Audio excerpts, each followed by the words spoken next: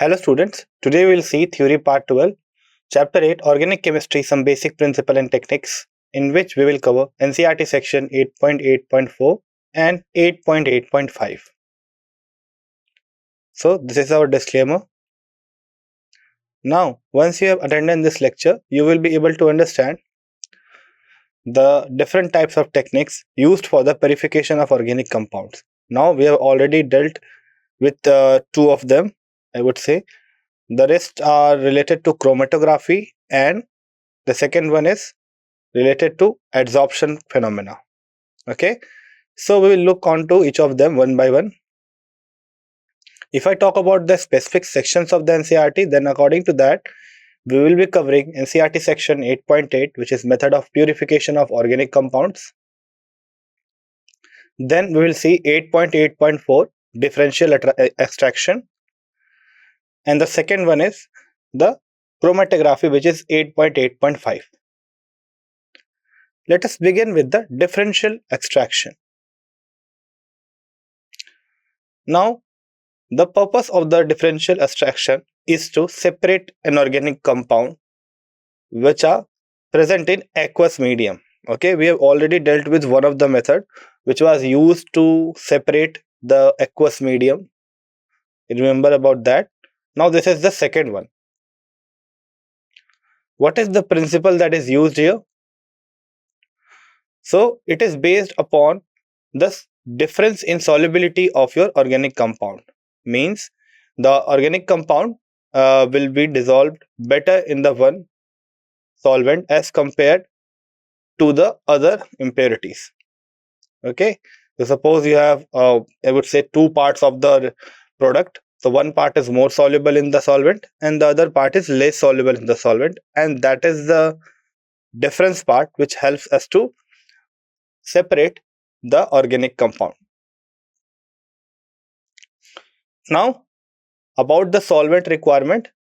So the organic solvent which we are choosing, it must be one in which the organic compound is highly soluble. Okay, so we are trying to keep the solvent such that the solubility of organic compound, our target organic compound, is higher. The second thing is that it should be immiscible with water. Why? So that two different layers of the product can be formed, right? So basically what we are doing, we are using water in this whole process, but after the reaction, or I would not say after the reaction, after the physical change, you will see that the water is separated in a different strip, and the organic compound along with the solvent is separated in a different strip, and it is all happening due to the immiscibility of the solvent in water. Means the solvent is not soluble in water. Now moving on further, let us move on to the process. So here are two diagrams, before extraction and after extraction. We will try to understand both of them. Now if you see here, the image is providing a setup, and we are seeing an apparatus in which that setup is being built up. Now what you do, you take aqueous medium containing the organic compound and you shake it with the suitable organic solvent. Okay, so we have already seen what are the requirements for the solvent. You can see it in the diagram as well, that we have our organic compound which is present in the aqueous form, or you can say it is dissolved in water, and the top of that there is another layer of the solvent. Okay, you keep both of them and then you shake the bottle. After that, you know it very well that the solubility of the organic compound is very high in the solvent, so it will dissolve in the solvent layer. So this is the important part. Again I am repeating it. First you took the organic compound in the aqueous form, you place another strip of a suitable solvent which has a higher solubility for the organic compound. Now you shake this apparatus. What will happen? The organic compound from the water will be dissolved into the solvent. Now after that, you will observe two immiscible layers which are formed in the separatory funnel. So this is known as separatory funnel. And why two different immiscible layers are formed? Because remember, we took a solvent which is not soluble in water, so it will form a different strip and it will be above the aqueous layer. Now what you can do, you can see that we have a clock here. You will open this clock and drop by drop you will collect different layers from the outlet. So this is the first way. Okay, so what you do, again I am repeating the whole process. It's very simple. You must have seen this process in your organic labs also. So first you are taking your organic compound. Your organic compound is present in a aqueous phase.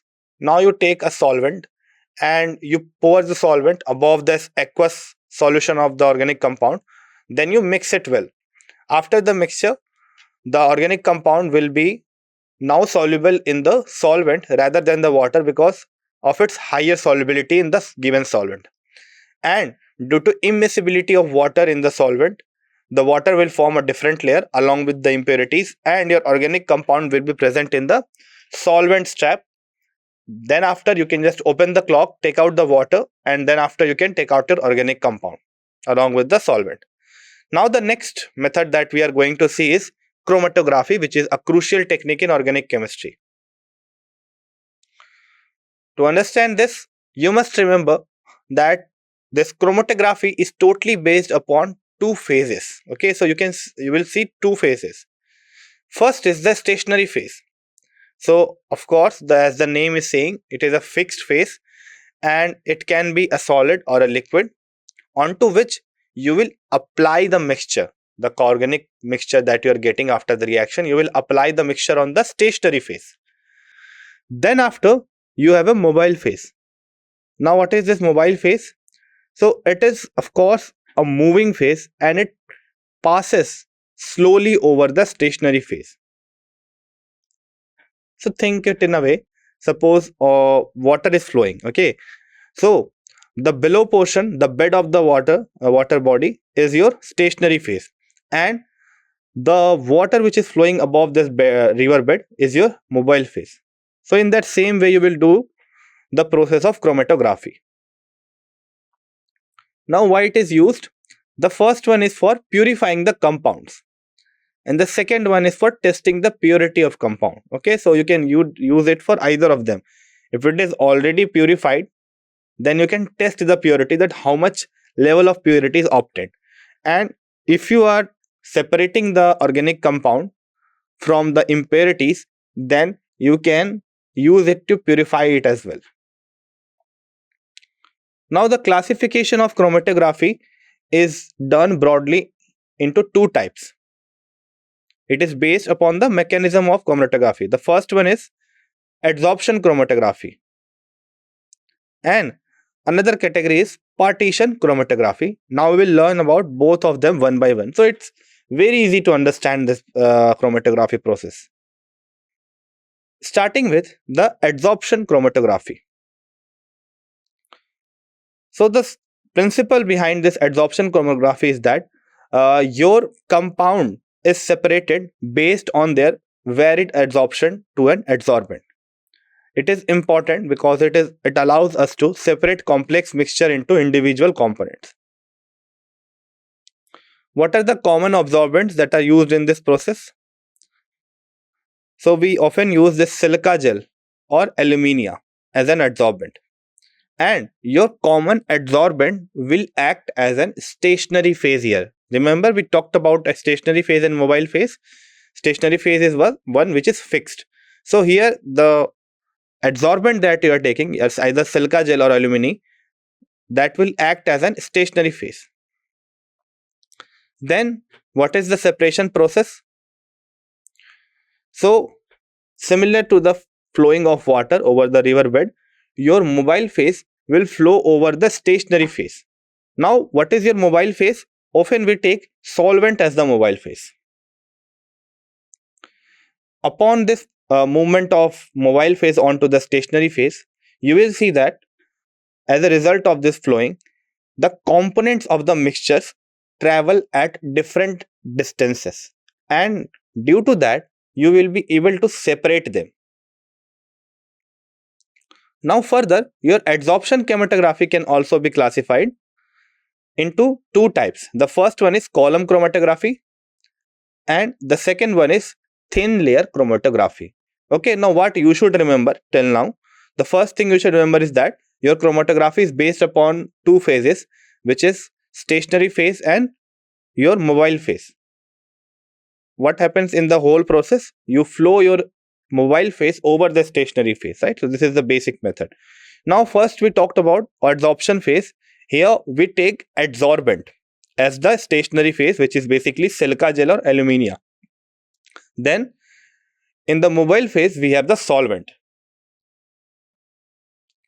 So we'll talk about the first one, which is column chromatography. What is this column chromatography? So here is a setup. So you can see three columns. Now these three columns are defining three different stages. Let us look at them one by one. First of all, what you do, you take a glass tube fitted with a stopcock. So at the bottom of the diagram, you can see that you have a knob like thing. So it is representing the stopcock. Why it is there? So it is basically there to control the flow of the liquids that are present above it. Then after, next comes your packing of the column. How do you pack it? First of all, you packed it with the adsorbent. So the below phase you are seeing, the yellow phase here, in the first tube. So this is your stationary phase or your adsorbent. So here we are using silica gel as the adsorbent and it will act as a stationary phase. Then after, the second important thing that you do is placing a glass wool. Okay, so you can think it of as a cotton. So you place it above the stopcock. Why? So to control the flow. Again, this thing is again there to control the flow of the organic compounds and the solvents. So if you don't keep it there, as soon as you open the stopcock, the whole liquid will flow down. So it is a kind of valve present there. Then after, the mixture to be separated is added on the top of the packed column. You can see a brown layer. So it can, suppose it is containing three different type of components A, B and C. So we are placing that mixture above the silica gel. Okay.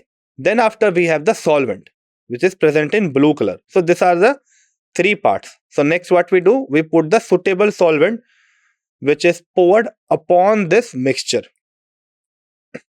What will this solvent do?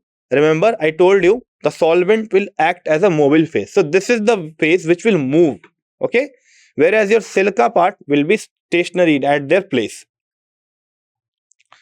Let us do the process. How we will separate it? So this was our setup. The first step is that you allow the solvent to flow down the top. Okay, so it will start to flow from the top here.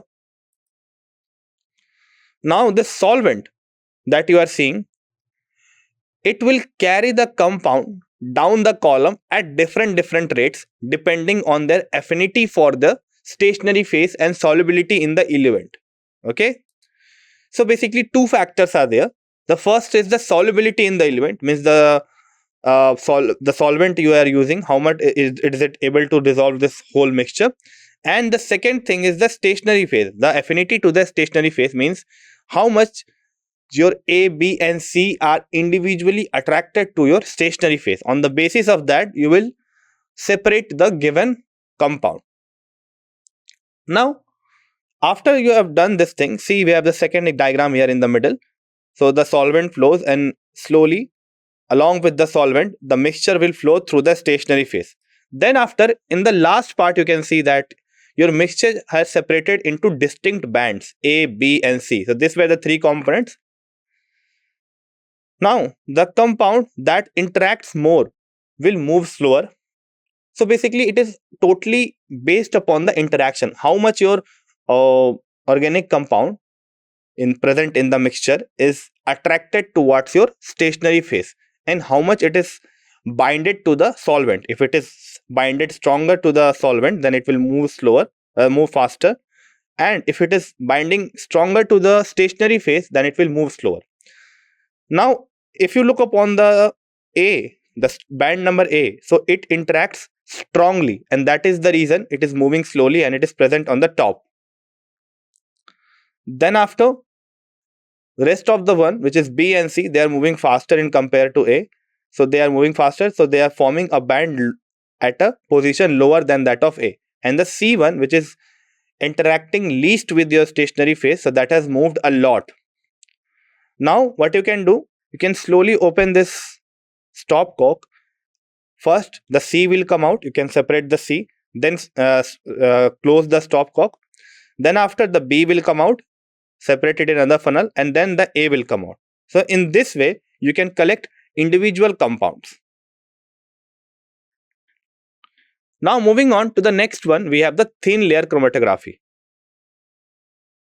So this is the second type of adsorption chromatography, and you use it for identification and analysis of mixtures components. As I told you, so this is another type of adsorption chromatography. So this will be also based upon the adsorption phenomena. In short, we call thin layer chromatography as TLC. So here is the setup for you. What you can see in the setup, the first one is jar. Okay, so we have a jar. So this is used as a chamber so that you can develop the TLC plate.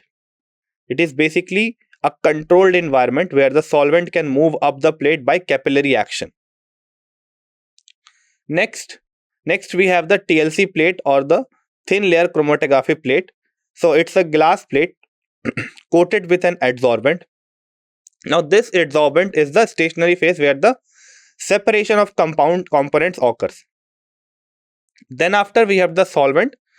Now this solvent is placed at the bottom of the reaction. You can see a blue color liquid present at the bottom of this jar.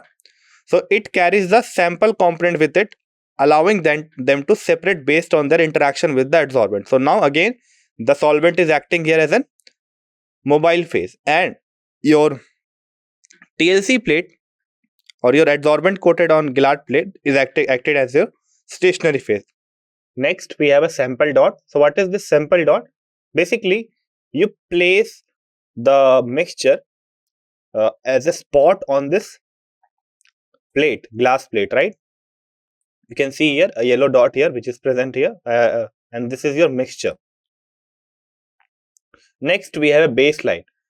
So you take a pencil above 2 cm, you draw on the TLC plate with the help of scale a line. So that is acting as a baseline. So this will act as your reference point and help you to measure how far the component has traveled during the whole process. Now, let us try to understand the procedure of this thin layer chromatography. So if you just remember this diagram, so the first part that you will do is you will place a glass plate placed in a closed jar containing a suitable eluent. So eluent is basically referred to as your solvent. Again, as I told you, the solvent will act as the mobile phase. Then next, we will spot small quantity of the mixture solution onto the baseline of the glass plate.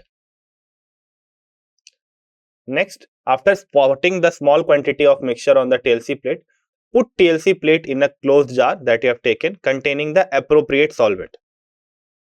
Right after that, you will see that your solvent is rising up.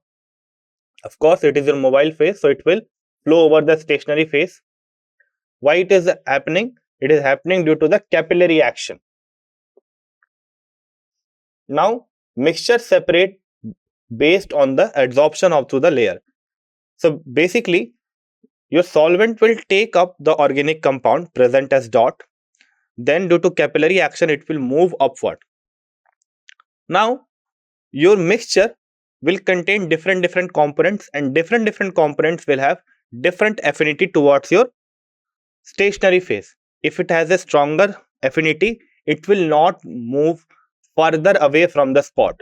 But if it is having a weaker affinity towards the stationary phase, then it will move further away from the stationary spot. So basically, it is again based upon the interaction of your mixtures component with the stationary phase. Now take the plate out of the jar, and here timing is important to ensure optimal separation. Okay, so as soon as you see a separation in different spots, just stop there. Next, immediately mark the position where the solvent stopped rising. This mark is crucial for calculating the RF value, which helps us in identifying the components. Finally, we detect the spots by locating the separated spots on the plate. This step allows us to analyze the result and determine the composition of mixture. So if you are getting only one spot, it means that your organic compound is present in pure form. But if suppose upon the movement of the solvent, you are seeing different spots on the TLC paper, that means your given liquid is containing a mixture of organic compounds. Okay, moving on further, we talked something about the RF value. Okay, so the what is RF value? So it is a key concept in chromatography that help us to understand how different components in a mixture move at different rates. So it's a measure of how far a compound travel relative to the solvent front. The RF value quantifies the relative adsorption and movement of each component. And here is the formula for that. To find the RF value, the RF value is equals to the distance moved up by the substance from the baseline x upon distance moved by the solvent from baseline, that is y. Okay, suppose x is the distance moved by the substance and y is the distance moved by the solvent. You divide x by y, you will get your RF value. So something this type of diagram that you will get after the process is completed. Okay, so you will see that your compound was originally here, but as your solvent moves upwards, it will take the compound along with it, and suppose it stops here. So this is the second stop. Okay, and the solvent is moving further. The solvent will move further and it will stop here. Right. So these are the two things. So 2.1 is the distance moved by the compound and 2.8 is the distance moved by the solvent. So how you will calculate RF value? So it will be 2.1 by 2.8. Now, if you calculate this, you will get it as 0.75 centimeter. So this is your retardation factor. Okay, the previous diagram that you saw, in that you were able to see only one spot. So the organic compound was pure. So we were trying to calculate the RF value for the organic compound itself. So that is the reason we got one spot. But if you take a mixture, you will get different spots. Moving on to the next one, we have thin layer chromatography. It is used for the detection of separated components, okay, so which are known as spots. How do we do it? So if the compound is colored compound, so suppose you got different spots and those compounds are colored. In that case, your spots are visibly directly due to the inherent color. But there can be a case you will notice no spots on the TLC paper. For that case, you need special techniques for detection.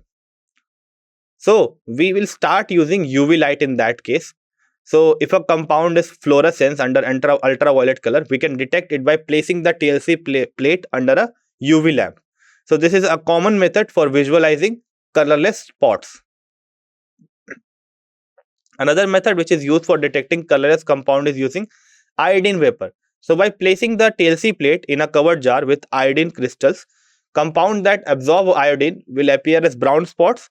So this is also a simple yet effective way to make invisible spots visible. So these are the two ways you can identify invisible spots or for the compounds which do not show inherent color. Now, once you got this adsorption chromatography, next we will move on to partition chromatography. So it is based upon the continuous differential partitioning of the components of a mixture between stationary and mobile phase. This means that as the mixture moves through the system, different components will separate based on their affinity for the stationary phase and the mobile phase. So the type of chromatography which is used in partition chromatography is the paper chromatography. Okay, what it involves? The first thing is stationary phase, of course. So it is a special quality paper known as chromatography paper which is used. In that stationary phase, water molecules are trapped within the paper pores, and that will act as a stop or as the stationary phase. Now next we have the mobile phase, which is also known as eluent. So in that case, we take suitable solvent in which the paper strip is suspended, and this will act as the mobile phase as usual. So rather than taking silica gel or alumina, you simply take a TLC paper. So basically TLC paper have water pores in between the paper, and that acts as a stationary phase. Next, paper chromatography is a type of partition chromatography. We have seen this, and this is the setup for it. You have a cardboard and you have suspended your chromatography paper along with the cardboard. Then we have a jar, and similar to that of your previous, which is TLC, you also have a spot here. Then you have a baseline and a solvent placed in the bottom of this jar. So if I talk about the setup, the first is the jar, which acts as a chamber for the whole procedure, and it provides a controlled environment where the chromatography process can occur without external interference. Means to avoid the I would say the application of air. Okay, so to avoid that, we are doing it in a closed container. Then we have chromatography paper. So it's a special type of paper in which the water is trapped and it acts as the stationary phase.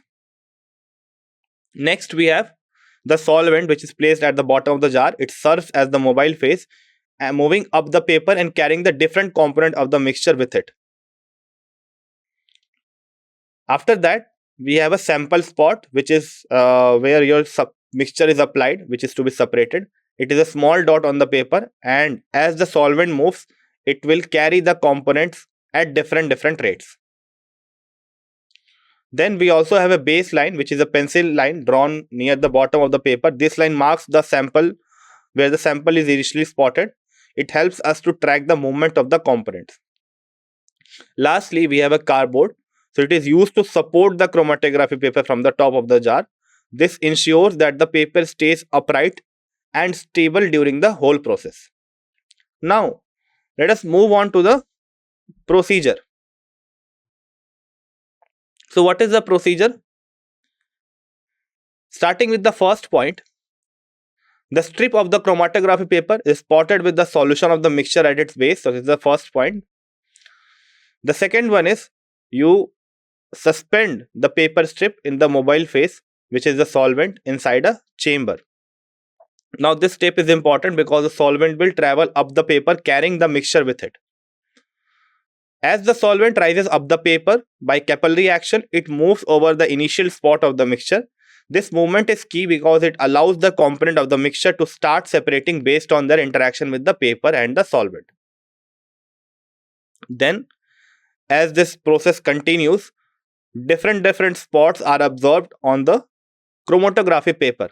So this differential sticking is which allows us to separate and identify the components.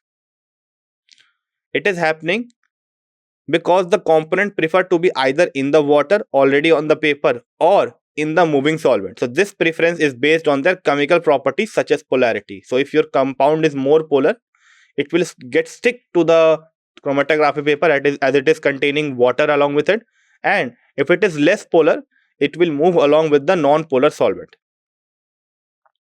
Now as the solvent continues to rise, it passes through the spot containing the mixture. Now what is detection of components? The last one, similar to that, you can see a colored spot. So most of the compound has an inherent color, and due to that color you are able to see different spots telling you that the mixture is containing different components. If it is a colorless compound, in that case you have to observe it under ultraviolet rays. Okay, because some of them can show a fluorescence, so they can be observed under ultraviolet light. So let us summarize today's discussion. So first, we started with differential extraction. It is based upon the affinity towards the solvent. Okay, So you separate an organic compound from an aqueous medium here. Then we started with the chromatography. About chromatography, we use it for purifying compounds and to test the purity of the compound as well. So this is the second implication. Then your chromatography is classified into two types. The first one is adsorption chromatography. The second one is partition chromatography. The adsorption chromatography separates compound based on their varied adsorption to an adsorbent. So we use a specific adsorbent like silica gel or alumina. Whereas in the case of partition chromatography, you use a chromatography paper. Now the adsorption chromatography also are of two types. The first one is column chromatography, where you use a fractionating column, and in that fractionating column you place three different layers. The first layer is of stationary phase, the second is of the mixture, the third is of the solvent. You open the stop clock, then the solvent moves through the organic mixture, and upon further interaction with the stationary phase, it forms different layers depending upon the number of components the mixture has. You also have a cotton wool placed before the stop cock so that you can control the flow of the liquid. Then you have the second type of adsorption chromatography, which is thin layer chromatography, where you use a glass plate coated with silica gel, and based on the interaction of your components of the mixture, you get different spots on this silica plate. The last one, which is a part of partition chromatography, known as paper chromatography. So why it is used? It is used on the basis of the chromatography paper. Okay, so instead of using a stationary phase as silica gel, you simply used a water containing paper, means the pores of the paper is containing water, and based on the continuous differential partitioning of the components of a mixture between stationary and mobile phase, you separate them. So if an organic compound is more polar, it will be adsorbed onto the chromatography paper in an efficient manner, and if it is not, then it will move along with the solvent. So this was all for today's lecture. Thank you for joining the session. I hope you enjoyed it.